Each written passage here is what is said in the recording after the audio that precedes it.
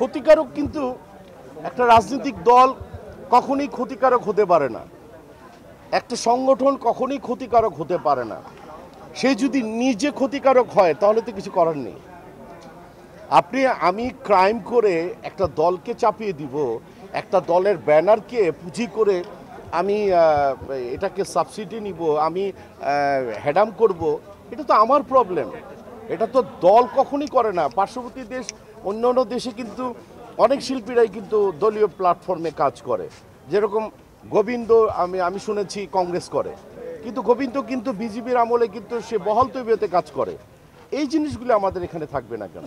আমি সৌভাগ্যবান যে একটা গোল্ডেন পিরিয়ডের আর্টিস্ট আমি, এবং এই ক্লান্তি লগ্নে আমরা কিছু কাজ করতে চাই। এই বাংলাদেশ চলচ্চিত্র উন্নয়ন ফোরাম যেটা গঠন হয়েছে, এটা শুধু যে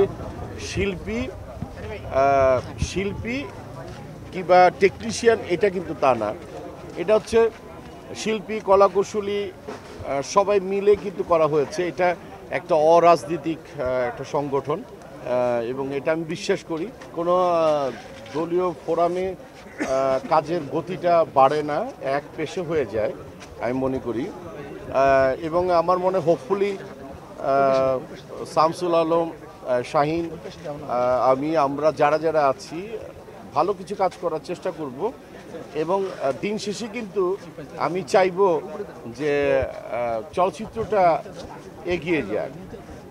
একটা সময় গিয়ে কিন্তু খুব ভালো লাগে যদি অন্যান্য আর্টিস্টের ছবি যখন নাকি ছবি চলে দুর্দান্ত গতিতে, এবং কোনো ছবি যদি বিশ্ব দরবারে কিন্তু স্থান করে নেয়, এবং আমাদের ছবি যখন রাব হয় অন্য ভাষায়, তখন নিজের কাছেই ভালো লাগে।